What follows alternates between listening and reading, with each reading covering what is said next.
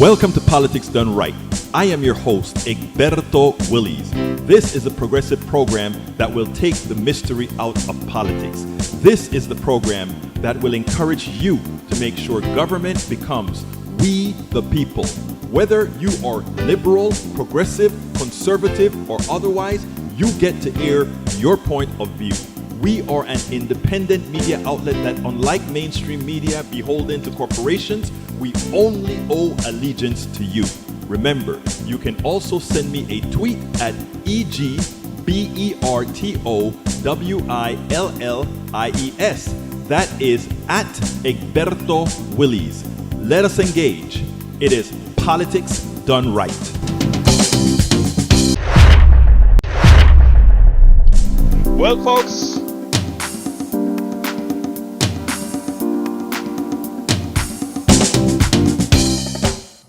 Well, folks, welcome to one more edition of Politics Done Right. I'm Egberto Willies, your host. Thank you so kindly for being part of the show. We are going to have a great show for you today, as usual. Welcome aboard. AVQ, El Señor Michael Rodney from Brooklyn, New York. Patrick Magner from Houston, Texas says meow. Welcome aboard as well. Yvette Avery Herod from Atlanta, Georgia. Welcome aboard. We also have in the house, para ver, Ali the Bearcat. Welcome aboard. And we lose the first 50 or so in Substack, but we are here now with Martha Madeline. Welcome aboard. David Harms, Jackie, Mike Moran. Welcome aboard to Politics Done Right. Lee the Bearcat from Austin, Texas. How you guys doing? All right, Radin, we'll start with your, let's see what you got for me today. BBC, federal agents arrest New York City mayor candidate Brand Landers, that's the person that the New York Times is recommending, at immigration court. New York City Attorney General Letitia James called the arrest profoundly unacceptable and said arresting Comptroller Lander for the simple act of standing up for immigrants and their civil rights is a shocking abuse of power. Absolutely agree. No one should face fear and intimidation in a courthouse, and this is a grotesque escalation of tensions. The administration's rampant targeting of New Yorkers only makes our community less safe. Agreed. Politico, my duty is to call it out. Judge accuses Trump administration of discrimination against minorities.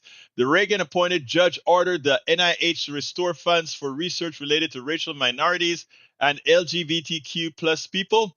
U.S. District Judge William Young, a Massachusetts-based jurist who took the bench in 1985, said, "I've never seen a record where racial discrimination was so palpable. I've sat on this bench now for 40 years. I've never seen government racial discrimination like this. It is palpably clear that directives and the set of terminated grants here are also designed to stop research that may bear on the health. We are talking about health here. The health of Americans, of our LGBTQ community. That's appalling. I am hesitant to draw this conclusion, but I have an unflinching obligation to draw it, that this represents racial discrimination and discrimination against Americans' LGBTQ community. That's what this is. I would be blind not to call it out. My duty is to call it out. You are bearing down on people of color because of their color. The Constitution will not permit that. Have we fallen so low? Have we no shame? Look, the judge, hey, thank you, Judge. You're late to the party. I think most people by now would have understood that the Donald Trump administration is, in fact, a nationalist, fascist, white supremacist organization. There's no doubt.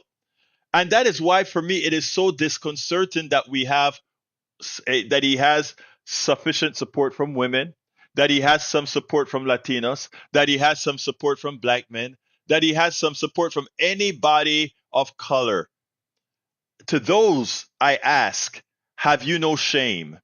Because again, he tells you straight out, the fact that you won't want to do research that point things out, it is as the judge calls it, a judge doesn't want to call out discrimination the way this judge did.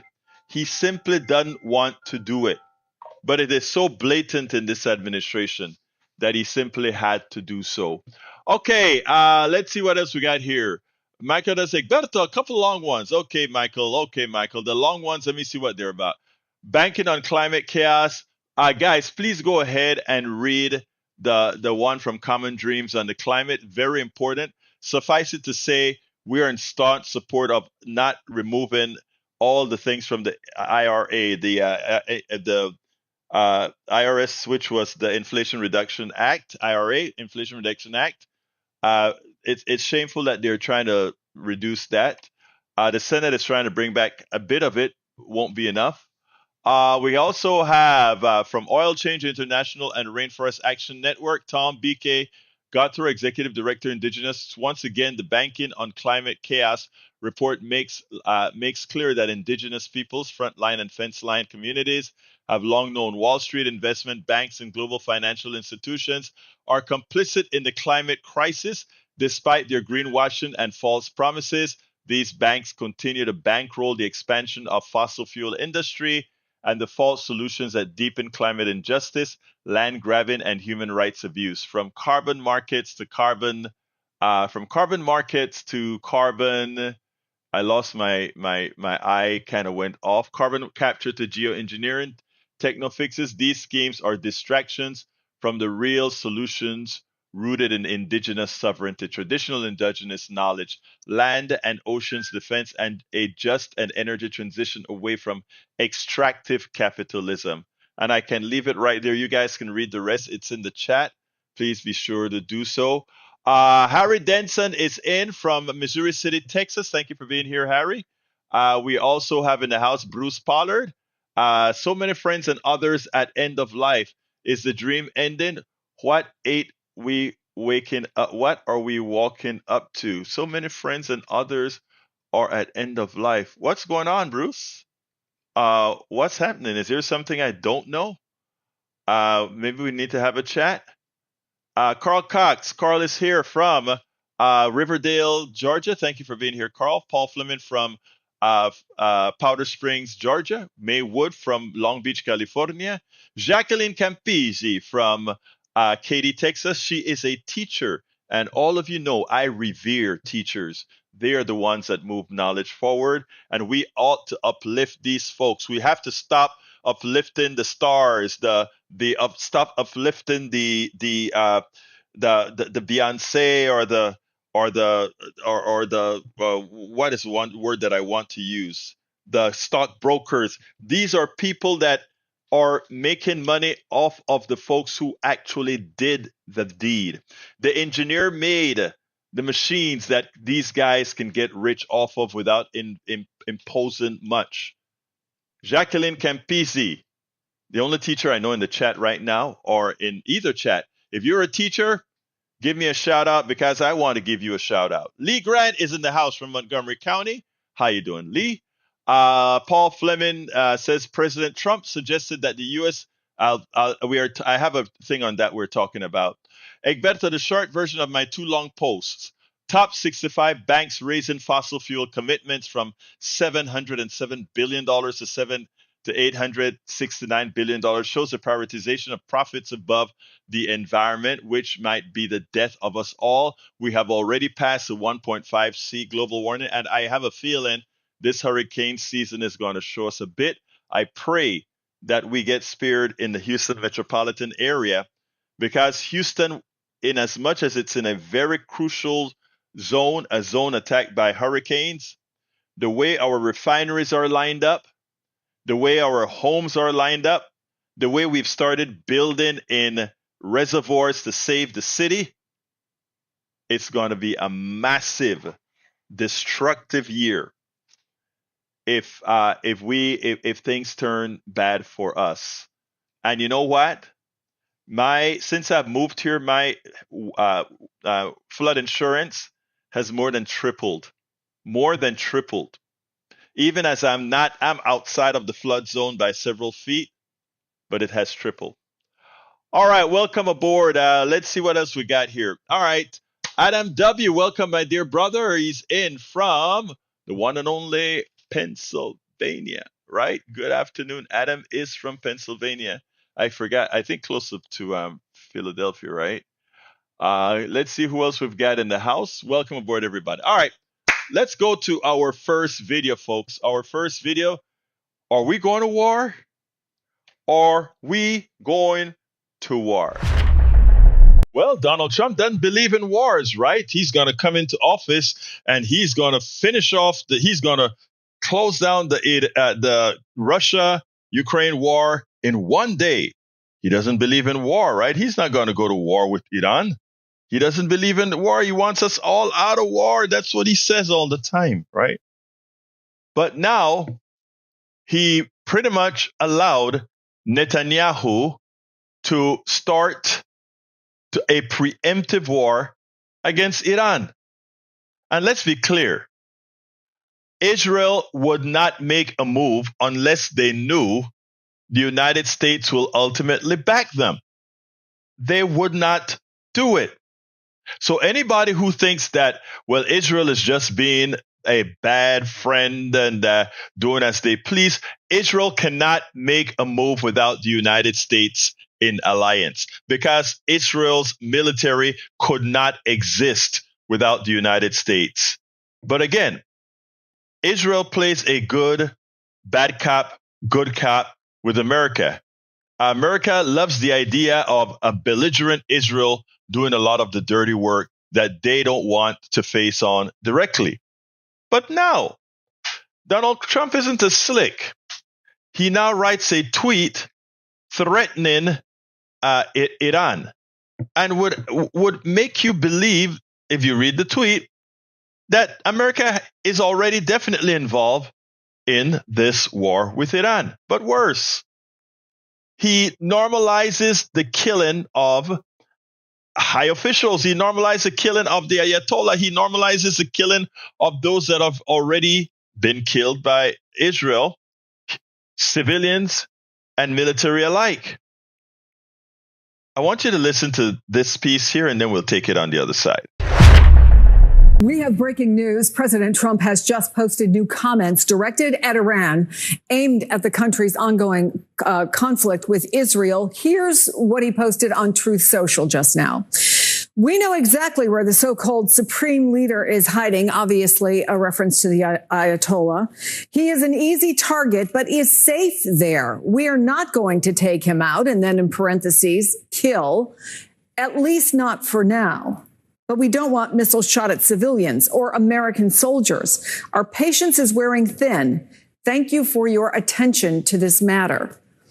I want to bring in NBC's Monica Elba. Monica, this follows another posting by the president where he said we have complete and total control of the skies over Iran. And as we are waiting to hear that there may be a meeting with his national security team, what can you tell us about all this? Well, I think a couple things stand out from this, Chris. Certainly the language there that you just referenced, we have control over the skies. And then in that post that you just read aloud, our patience is wearing thin. I mean, all of this is raising the really key question here of what role the U.S. is playing or will play in this conflict between Israel and Iran. And the president is obviously taking to his social media platform to try to issue some pretty intense warnings and threats here about what, again, the U.S. may or may not do. And he's using that message and that platform to try to amplify what have been a couple of contradictory stances where in the last couple of days, everybody from his Secretary of State to other top officials have said the U.S. is not involved in this except for trying to pursue a diplomatic route, which we know right now has hit a dead end. And even last night, as he was returning from Canada early on Air Force One, he was still trying to talk about this idea that there could be a diplomatic path and that Iran could return to the negotiating table. As we know, those talks had been ongoing for the last couple of months. But this certainly ratchets it up a little bit to a next level of raising this question again of whether there would be a military action that the U.S. would support or be involved in. And it echoes some reporting from over the weekend that the U.S. and the president rejected a plan by Israel to assassinate the supreme leader, to assassinate assassinate the Ayatollah. So the president saying that he is arguing again on social media that he has the information, that the U.S. has the intelligence of his whereabouts and the way to go about doing that, but that for now he is safe and that is not what he's doing, while in the same breath saying our patience is wearing thin. And then he posted a few seconds after that in all capital letters, just the words unconditional surrender. Donald Trump is asking for the unconditional surrender of Iran, like Iran is a child. You know, like if Iran is the one who started the belligerence.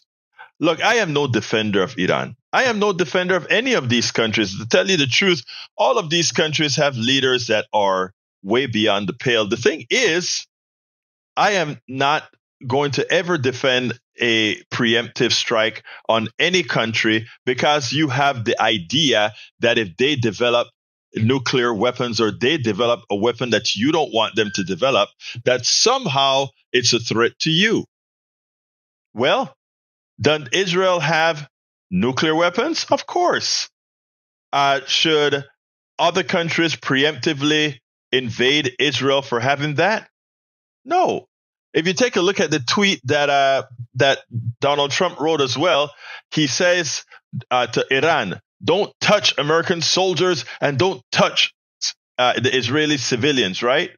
Well, wait a minute. Then Israel, on its path to get Hamas, level Gaza? Did they kill north of 100,000 people with as many children involved? Isn't that true? Who cares more about civilian lives? Isn't Israel taking out scientists left and right in Iran as we speak and threatening to take out the Ayatollah? Suppose another country said, we are going to take out your leader. Suppose another country said, we are going to take out Netanyahu. What would be the reaction of the world be? Yesterday I played where Mehdi Hassan pointed out how the coverage is made in America, as if Israel, the great good guy, always the victim, while they are the ones that are victimizing so many. And trust me, this has nothing to do with Israel being a Jewish state. This has everything to do with what has always been for a very long time. And that is, these people don't, Netanyahu doesn't care about his constituents, his Jewish population. He doesn't care about them because he doesn't mind that knowing that many of these missiles come in from Iran for justifiably retaliating for a belligerent act by Israel. He knows that is those a lot of his folks are going to be harmed, maimed, and killed as well. He doesn't care about them. That's why he never cared about the people who got the terrorists took into Gaza. He never cared about them. In fact, that terrorist act, that vile terrorist act by Hamas on Israel, could have been stopped if he had listened to the two guards, the two women that informed him that these things were occurring. All this is an act by Netanyahu, and Donald Trump is just another piece of the action. If they take us to war, folks, if they take us to war, mark my word, the blowback won't come against Donald Trump. The blowback won't come against Netanyahu. They are safe. They have hundreds of people protecting them. The blowback is coming on you. The planes that are going to be bombed, the towns and buildings and buses, etc. Because you know what? One man's freedom fighter is another man's terrorist. Remember that. Remember the formative years of America. The British didn't cede our freedom. We took it. And we would think that by now we would have civilized ourselves beyond war. But it is clear that those in power around the world, who least need to be in power, are the ones controlling it all. Now, I want to let me go ahead and address something from our brother Lefranco. Our brother Lefranco says, "Can we agree that Iranian regime needs to go?" No, I can't. That's not our business. If the Iranian people want to get rid of the Iranian regime, they will. Let me ask that question in a different manner. Let me ask this question in a different manner, because right now we believe that the supreme leader in Iran is doing bad stuff to his population. That's what we believe. But you know what? A lot of us also believe that the Trump administration is a horrendous fascist regime. Can you agree that the Trump administration needs to go? Yeah, I can. Suppose we had that Brazil, a democracy that just recovered from Bolsonaro, the fascists in Brazil. They have a fairly strong military. Suppose Brazil says Americans need our help. We need to overthrow Donald Trump. Donald Trump is not good for America. Not only that, Donald Trump is an existential threat to Latin America. How do we know that? Because he bombed out Panama. How do we know that? Because he bombed out Grenada. How do we know that? Because he went into many of these countries consistently without them requesting him. He went in there and took over. So America represents an existential threat. So Brazil is going to start throwing missiles at the United States and fly some of its, and they make some of their own war equipment, fly some of their planes over. Would you consider that justified? I don't think so. You see, we have double standards many a times, and we have been taught to have those double standards. We can look at other leaders and say they're bad for that country. But Bush 1 was bad for us. Donald Trump has been horrendous for us. Nixon, Nixon is a double-edged sword. But there are a lot of leaders that we've had that were terrible. There are a lot of bad things that we did in the name of lies. We invaded Iraq on a lie. Should somebody come and invade us for doing that? I mean, so we have to be even-handed and we have to look at things the way they really, really are. No, we don't have the right to go into Iran and change their government. I find ourselves very, what is the word that I want to? It amazes me that we can go out and we can have a president that goes on a tweet, a social media tweet, and says, we know where you are, and if you don't behave yourself, we will take you out. And by take you out, we mean we will kill you. In other words, we have a president of the United States confessing that they will go murder somebody else, go murder another head of state. We have Netanyahu given plausible deniability of killing another head of state. We have Netanyahu openly admitting that they took out 9 Iranian scientists and they killed the head of the not National Guard, but the whatever they call those leaders. I mean, am I sick, or if the roles were reversed and one of the Arab countries said, well, you know what? Since Israel committed these war crimes, we're going to go in and take out their leader. I mean, look at what Netanyahu has done in Gaza. Look at Gaza. Is it wouldn't be justified if somebody said, well, we have to come to the defense of Gaza, to the defense of what's happening to those people?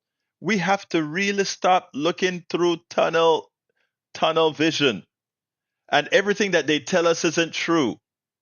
In fact, a lot of what our government tells us with regards to foreign policy is in fact not true. All right, let's see what else we got here. What else have we got here?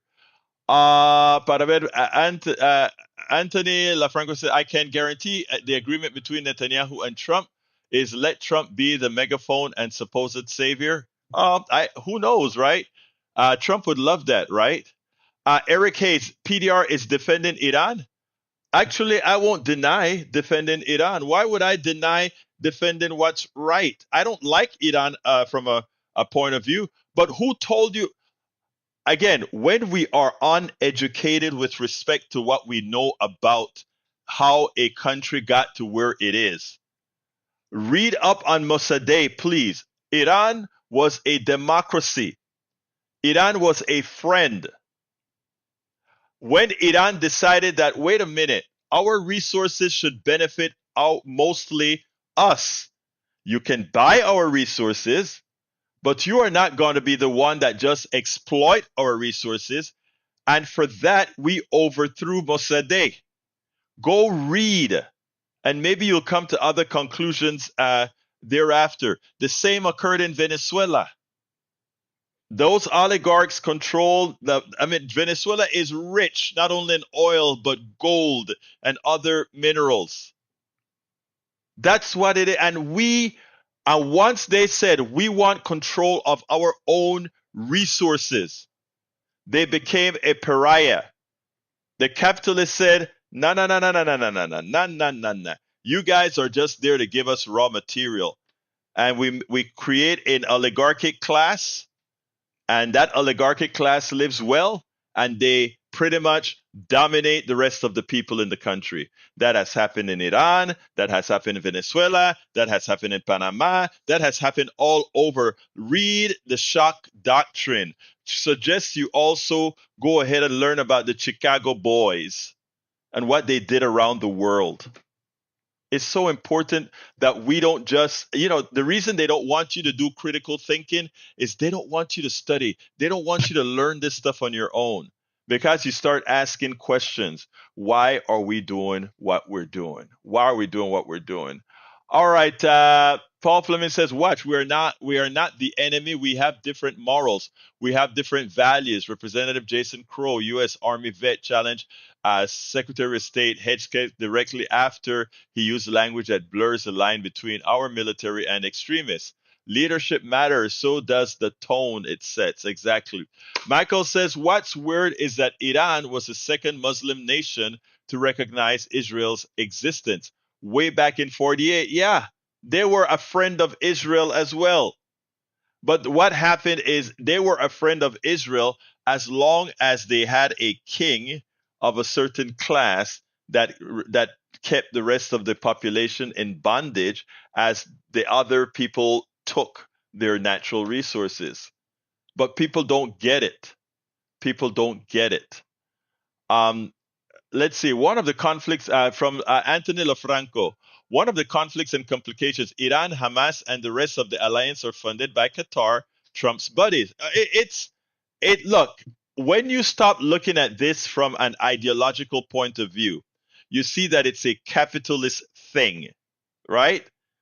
All of these people, the capitalists in Qatar, the capitalists in Saudi Arabia, even the Iranian capitalists outside of Iran, they are going to make a killing, whether there's a war or where there's a build up to war.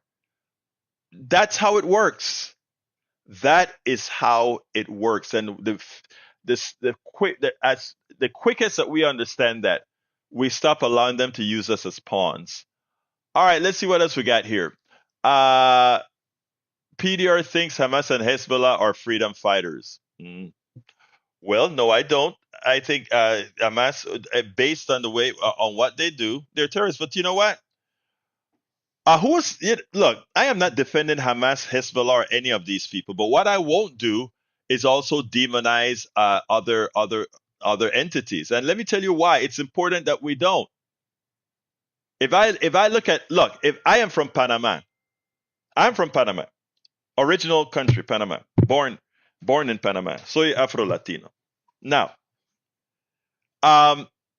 who has killed more Panamanians in vicious, inhumane manner? Hamas Hezbollah or the United States Army? And there's no comparison. In just one particular incident in 1989, Bush killed 10,000 Panamanians. They call it 4,000 in Wikipedia, and I think 200 something is what the United States government, or 1,000 I think is what the United States government has to say. We know the town. We know Chorrillo. We know where this occurred. And we know 10,000 plus Panamanians died. And it didn't happen just on the first day. It happened as soldiers who populated the Colon and Panama would indiscriminately kill Panamanians. Language barrier. They're trying to. My father saw this one with his own eyes. This guy is run into Colon through the streets to give his wife his insulin. The guy says, stop. He stopped. He raised his hands in the air and he said, I'm trying, and he lunges and said, I'm trying to do this, send this to my wife, the insulin to my wife. And the soldiers opened up and killed him right there in front of El Comisario in Colon. Okay? Now, again, no data, nobody cared. It was the invasion to get Manuel Antonio Noriega. And the Panamanian people were just flesh, dead flesh, expendable flesh.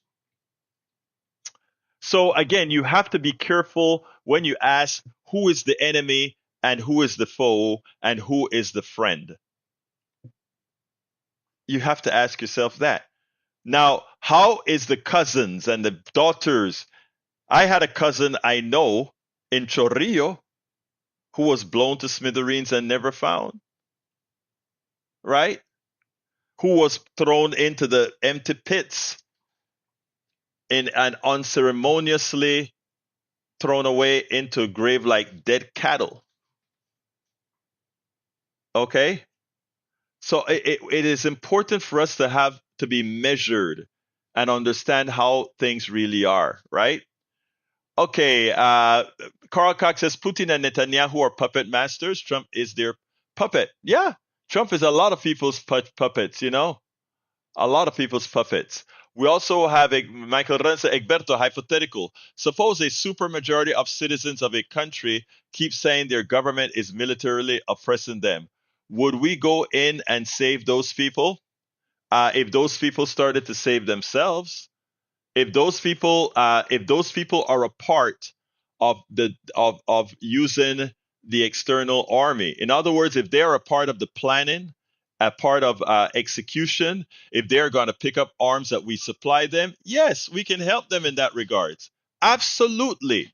But to just say, let me tell you what, let's say the formation of Panama. The formation of Panama came because Panama wanted to build a canal. Panama used to be Colombia. Colombia said no. So Panama got a few elitists in the province of Panama, when it was actually Colombia. A group of elitists says, yeah, we want our independence from Colombia. And then they put their big boats in the Bay of Colon, right? And then declare a new nation. So it all depends. I think if a country wants external help, they have to have skin in the game and show that that is what the people really want, not for us to impose it onto them. We can't impose a government onto them. It's the same here in America. We have a fascist government now. And this is what I tell everybody. We only become a fascist state if we cede our rights to Donald Trump and his ilk. And if we cannot get off our asses to actually fight for the freedom that we claim we are, we don't deserve it. And we can't ask anybody to do it. We know that MAGA has mental issues, but most Americans don't. Most Americans don't. So if we are not going to fight for our own freedom, then we deserve what we get. Now, I tell you, Saturday made me know, after in speaking to regular people that are just, regular housewives, regular husbands, regular folks, regular house husbands. I mean, I spoke to a whole lot of people. You guys saw some of the people that I spoke to in the video that I did. People look like they have the fighting spirit. It looks like they do want to keep their democracy, and they won't let Donald Trump succeed. So yeah, we're if they're willing to fight for it, they deserve it. If they're willing to be slaves, like MAGA has already said, when you see MAGA defending the plutocracy, when you see certain folks defend the neoliberal segment of the Democratic Party, that is saying it's an enslaved mind that is saying it is okay for me to be dominated irrespective of my own beliefs, right? Reverend Carlton says only if a profit is to be made. Yeah, that's true. Independent voter says yes. I read Bandy Lee, and I'm upset that his mental inability is never addressed. Yes, he is crazy. Do you lie says so? Trump wants to ban 30 additional countries from travel to the USA, mostly from Africa, Caribbean, Asian. Yeah, yeah, we know that. We knew that up front. That's why I said earlier on, any person of color or woman who supports Donald Trump, knowing this stuff, uh, I can't say too much more than what I've said. Mentally enslaved, right? All right, let's go to Patrick Magner. Patrick Magner, come on in, my dear brother. Hey, I hope my timing is not bad. How are you doing? Oh, I'm doing fine. Talk to me, sir. Some of the people in the chat are asking what level we should be involved in changing the regime. And I wanted to point out that USAID was used oftentimes to help civilians that were struggling with their government. Good point. It's also up to them to protest. That's what we're doing because we have agency in our government. We do not have agency in their government. There are UN forces that we used to align with and we used to support and we used to help. We no longer do that. And another really big thing I'm trying to explain to people that are talking to me about this is not about Iran's nuclear program. Nope. That's the guys to keep us thinking that they're threatening us or they're a threat to us and that we're trying to change that. The weapons that they're using are not bunker busters, therefore they cannot reach these laboratories that they're using for weapons development nuclear program. And so that there in itself tells you that they're not really that interested in it. The scientists that they're killing, they could be classified as civilian. I don't know if they are. They are civilians. If they take out 30, if they take out 30, there's 90 waiting to take their place. Right. That's not going to do anything. This is all about regime change, and it's because the Iranians are guilty of one thing: inhabiting land that has oil under it. Amen. And look, and they have never been forgiven for taking over their own oil. They have never been forgiven for taking over their own oil. And the same applies to Israel and Gaza. People are thinking about, oh, they're appeasing Donald Trump. Oh, he wants to build beachfront property. What a lot of folks don't know is the amount of oil that's under Gaza. And in the Bay and of offshore. On offshore Gaza, exactly. And that's the last last 10 years, they found two major oil reserves deposits just off the shore. Exactly. Yeah. And so, exactly. That's what they want. I actually brought on a woman who wrote the book Pipeline Something, and she spoke she did. I interviewed her twice. She wrote the book. Her father was an American spy that died in a dubious airplane crash, and she wrote this book. And they won't cover it in the mainstream media, so we got that interview twice. I should look that up and talk about it. But what else have you got for me, my brother? That sounds like it's a good interview. Because you got things flowing between me and my girlfriend, I was able to bring up something I bring up to a lot of people, and probably most of the people in PDR Boss already realized it. But my girlfriend didn't realize that the largest concentration and largest population of Muslims in the world is in Malaysia, not the Middle East. She didn't know that, And the only difference, Great. yeah, the only two differences between those two populations is one lives over oil and the other one does not. Right. Oh, wow. By the way, she's still reading the book, my book. I believe so. Yes, sir. I told her that I'm waiting for her to finish it. Okay, let me tell you guys told her that I love to hear that. I love to hear that. Look, let me just say this, guys. The name of the woman I interviewed, her name is Charlotte Dennett. She wrote the book titled. She's the author and daughter of a U.S. Middle East spy, and explain why one must understand energy and pipelines to understand the Russian war. But it's not only the Russian-Ukraine war, but it's not only the Russian-Ukraine war, but her book was titled "Follow the Pipelines: Uncovering the Mystery of a Lost Spy and Deadly Politics of the Great Game of Oil." And I'm going to put my blog in the chat, and you guys can go ahead and read that at your. I listened to the interview that I did. I did 2 interviews with her. Listen to the interview. I just put both links in the chat. Anyway, anything else, my brother? Yeah, I'll end with this. You brought up pipelines, so that's going to keep me talking. Afghanistan was between a $5 and a $10 trillion mistake. And the whole reason we got into that was to put a pipeline through there for natural gas. That was before we started fracking. One other reason as well. Rare earths. Rare earth. Yes, sir.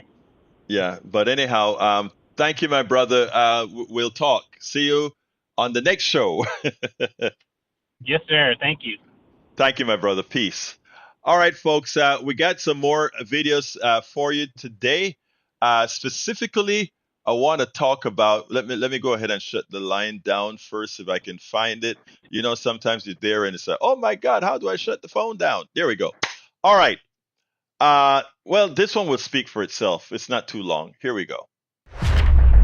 Once again, the lies are exposed. We all knew that DOGE was a big failure. Yes, it was a failure. In order to try to find any type of savings, they had to lie about it. But you know what they did worse is they messed with one of our sacred programs, Social Security, and they lied about it. And they lied about it not by error, but knowingly. I want you to listen to this piece, and then we'll take it on the other side.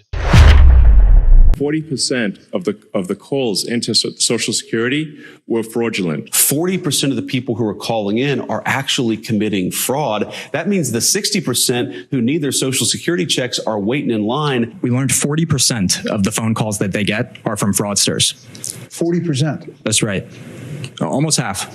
Yes, and they steal people's Social Security is what happens. That was a lie. It was repeated over and over again by the most powerful people in our government everywhere they went. It was used over and over to justify Donald Trump and Elon Musk's chaotic plans to take over the Social Security Administration. Today, the New York Times reports that it's also an example of how the Trump administration knowingly allowed a critical government agency that millions of Americans depend on to be run through misinformation, echoed and amplified publicly by Elon Musk, and in this case, enforced internally by Stephen Miller's wife. From that new report, quote, Social Security employees knew the billionaire's claim had no basis in fact. After journalists followed up, staff members began drafting a response correcting the record. That's when Leland Dudek, plucked from a mid-level job only 6 weeks earlier to run Social Security, got an angry call from the White House, according to several people familiar with the exchange. Quote, the number is 40%, insisted Katie Miller, a top administration aide who was working closely with Musk, according to one of the people familiar with the April 1st call. President Trump believed Musk, she said, do not contradict the president. Well, take me through what you and your colleagues are reporting. Yeah, well, we looked at Social Security. It was really sort of a case study of Elon Musk. It was and DOGE, and they kind of fixated on this, as the agency that they were going to try to kind of fix. They thought there was all kinds of fraud and waste, and this could be sort of a shining example of that. But what they ended up doing was taking all kinds of distortions, misinformation, and blowing those up through Elon Musk's Twitter feed. And it caused a lot of havoc inside the agency. We were able to see that really close up with some of our reporting from current and former employees. And they ended up elevating somebody who was a mid-level person, a fraud expert actually, but then not actually listening to the expertise of him and others in terms of trying to actually fix an agency. Instead, it was things that they didn't understand. They just assumed it was showing something really scandalous instead of actually trying to understand it. And they rejected the expertise, and that caused a lot of chaos and problems. I want to read more from your reporting. You write this: the Times investigation found that Musk became fixated on the program in early February after members of his team misread government spending data. In response, Musk's team mobilized dozens of Social Security employees to affirm their views about fraud and began a project to ensure dead people were properly classified so they weren't mistakenly paid, even though DOGE officials acknowledged in an internal memo that payments were not being made in those cases. I mean, there are still probably millions of the president's supporters who believe that lie. It got incredible traction, this idea that and President Trump even repeated it in his congressional address. And he even said, he went through and read off these stunning numbers of the people who were dead. And he said that it was that many of them were on Social Security. In fact, the DOGE members who were inside the agency at the time, they understood that these were very old people, 150 or so. They were 150 years old, and it was just a record keeping issue essentially with them. And it was not actually getting any payments, and they understood that. And yet they embarked on this whole project to ostensibly remove these people, give them different dates of death, in order to satisfy this idea that Musk and President Trump and others were perpetuating, that these were actually dead people getting Social Security checks, which was not true. Now, why would anyone want to do what DOGE did? Shouldn't that really be a crime? I mean, shouldn't the information that they gave out that he tweeted be some sort of an offense? I think we should try to draw the lines between somebody that has received a heart attack or something because they were fearful of their Social Security after Mr. Musk tweeted something. Maybe that's where we have to find a legal way to go after these liars, because while you can't stop them from lying because of free speech, if their knowing lies cause harm to others, I think that itself should be a crime and something we can do something about. But this is pathetic, and we shouldn't stand for it. And we need to remind everybody that all that stuff that they heard about Social Security, they were verifiable lies, and that is something we need to get out there. It is amazing. Now, look, I find it amusing. Now they're trying to say Mike Cisak. I don't normally quote Mike Cisak because he is a bastion of lying for the administration, supporting the administration, and I wonder about. Interestingly, he now says, "Oh no, they didn't mean 40% of all the calls that go into Social Security. They meant 40% of the calls, the automatic payment calls are from fraudsters." Oh, really now? None of that was true, sir. You know, what part of not true don't you understand? But again, you make a useful what to the administration as they pilfer you, but enjoy your pilfering. All right, let's see what else we got here from more peeps. What else have we got here from more peeps?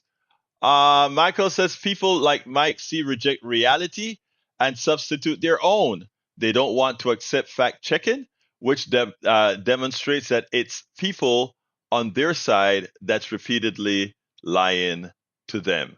Exactly. Adam W. says Elon Musk is the biggest welfare recipient the U.S. has ever seen. That is an absolute statement of fact. Michael Rudnin points out that fraud against our government programs are rare exceptions, not the rule. Those who push the idea that fraud is common are pushing a different agenda, damage government and force means testing so their social welfare becomes ineffective. That then privatize the function. Yeah, but the other thing that they want to do is by talk, they want you to believe that it's a fraud so they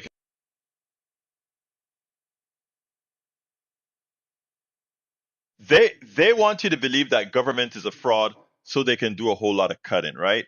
But the problem is that they're going to run up to the same problem that they had with immigration. They lied to their people, letting them believe that, oh, there were a whole lot of immigrants that are criminals. A lot of immigrants are criminals. Couldn't be furthest from the truth. Nicest people because they are thankful. Today I had a brother from Jamaica called in. This is the best country in the world. I love it because I can do things, right? I'm an immigrant. And the reason a lot of us do that is because we know that we have that elastic clause, the potential to change, right? That's what it's all about. El potencial para cambiar, the potential to change. It's that simple, right? But anyhow, what else have we got here?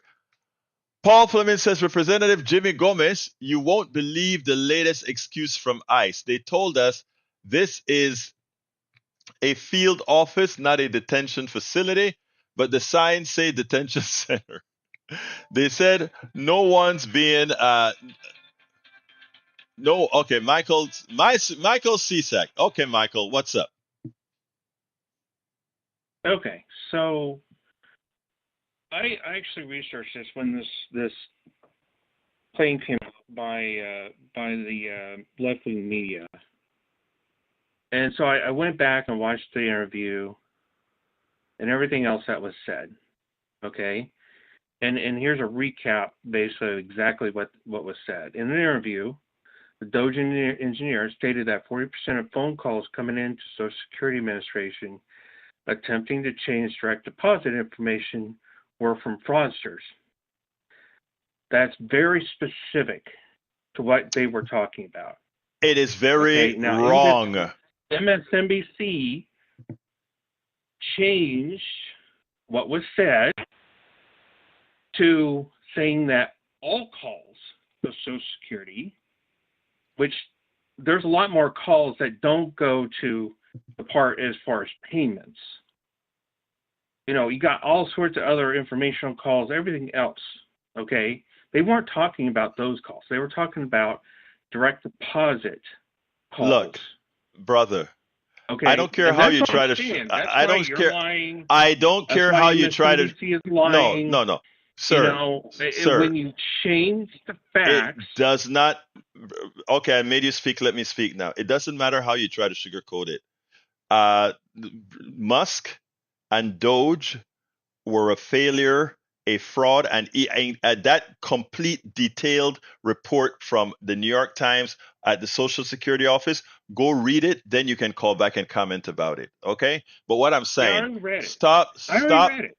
Well, good, they lied. The DOGE people lied. And you're wrong. And above and beyond, and when they haven't read it. And when they exposed the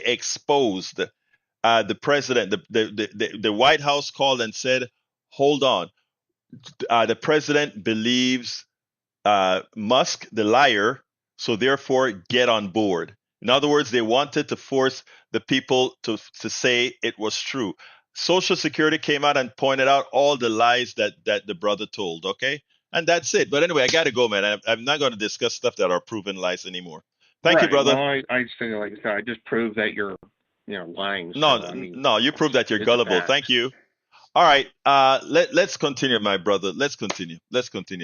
Para ver, what else we got here? Brad Lander walks out of the federal building with Governor Kathy Hochul, the mayoral candidate, and sitting controller was arrested by ICE agents more than 4 hours ago while challenging an immigrant by ICE. It's ridiculous. This is where I said, when the hypothetical that Brother Rudnin brought up, he said, what happens if people want their democracy, but the military in that place is actually stopping that eventuality? people have to react. And what we are seeing here in America right now is people reacting to the president. We won't allow his fascist inklings to be realized. We won't. One of the reasons I do what I do here 24/7, exposing and counteracting lies like what you see, or some of the people in this chat. You know, people like Mike Cisak and Eric Hayes, they read right wing rags and they feel a responsibility to come on air to go ahead and refute us with their lies. We won't allow that, right? Because again, what we talk about is verifiable, absolutely verifiable by math and by evidence. So we won't take it. We won't accept it. And one of the reasons we convert all these videos where we have the different, we take outtakes, folks, and we put it out there on TikTok and Instagram and all these other places, because they have a lot of money that they use to populate the internet with lies, so that those who least do critical thinking will accept it. You know, our brother CSAC, Eric Hayes, you just have to tell them something superficial and they believe it. It's like Iran. They look at Iran from a superficial standpoint. They forget that it has history. There's history why a country was a best friend and became an enemy, right? So let's be very, very clear. Let's be very, very clear. Radnin, we will stop the fascist move. Period. Saturday proved it. And there's nothing that the CSACs and the Eric Hayes of the world that have allowed themselves to be screwed and allowed themselves to be controlled is going to work. All right, Harry, you got 30 seconds, Harry. Talk to me, my brother. Yeah, I wish I had called sooner. Yeah, you're right about that. Iran does have history because most of the day nationalized those wells. The Brits have controlled those wells, the United States, and like Patrick Magner said earlier, this is about regime change because they want that oil back. They don't want Iran controlling that oil. One other thing I wanted to say was I wrote a whole bunch of stuff, and I couldn't find it on the chat. It's something that Tag talked about yesterday. It has to do with that Minnesota shooter. He is he's a Christian nationalist, a right wing, one of those Project 2025 people. So Donald Trump is responsible for the deaths of those legislators and the injuries of those ones that are expected to survive. If you can find it on there. But wait a second, Harry. And that is how the right wing has gotten. Remember how they used the abortion baby killers and blanketed left wingers with that? Those were false. Yeah. That was false. But what we have to do is we have to have the pelotas to go out there and draw the connections that show that the death of those senators are a direct result of Trump. I'm not saying to lie. I'm saying to draw the line directly. Hi, Egberto. I want to say thank you for all that you do. Thank you, Peter Sukowski. So we have to do it truthfully. They lie to do it. We do it truthfully. That's right. Draw the line between and Trump Rachel Maddow and killings. She's great. I love her. Rachel Maddow. I don't know if you heard. Rachel Maddow said something about how look, we have to. Americans are winning. They're standing up to this president with these protests. She's absolutely right, and Harry, we're going to continue to fight and fight Harry, back. All right, help me, brother. I'll listen tomorrow. Love you, and brother. I'll like Love the you. chat tomorrow. See you tomorrow. Right, love you, brother. Bye. Love you, brother. All right. I love all my people, man. And look, I love you too, Mike Cisak, Eric Hayes. I'm going to tell you the truth. I honestly do. The things that I want is also best for you. Okay? I know you don't get it because you're in that fog. But trust me, I don't consider you an enemy, brother. I don't. I honestly don't. I want us on the same team. And I mean that from the depths of my heart, brother. But we got to get it right. Anyway, folks, look, I got to get out of here. But on Substack, I want to say that we do a lot of work, a lot of promotion. This is not the only thing we do. Okay, it's a lot that goes into this. But we're using Substack newsletter to be to sort of subsidize what we're doing. So what I'm asking you so kindly, my brothers and sisters, is to consider becoming paid subscribers of the newsletter. You're supporting a lot by doing that. How do you become it? You go to politicsdoneright.com/newsletter, politicsdoneright.com/newsletter, and just go ahead and become a paid subscriber. That allows the work, and I'm telling you, the 16-hour a day work. It allows the work to continue. I can't do this much longer unless I get the funds to continue growing the membership here, and you can help us do that. So please, if you have the wherewithal, it's a coffee, guys. It's a coffee. Consider becoming a paid subscriber, and you get to read all my books free of charge. And you have on the weekends a personal show just for those who decide to become paid subscribers. So please, again, consider doing that. I need to get out of here. Love you all. My name is Egberto Willies. This is Politics Done Right. And you guys know how I end this baby. I am what? Out!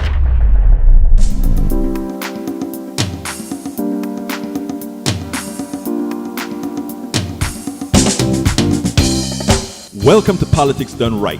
I am your host, Egberto Willies. This is a progressive program that will take the mystery out of politics. This is the program that will encourage you to make sure government becomes we the people. Whether you are liberal, progressive, conservative, or otherwise, you get to air your point of view. We are an independent media outlet that, unlike mainstream media beholden to corporations, we only owe allegiance to you.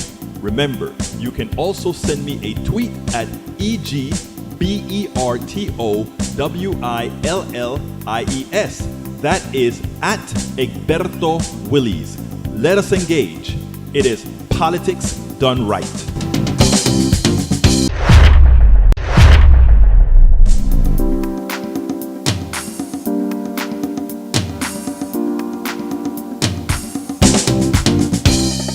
Welcome to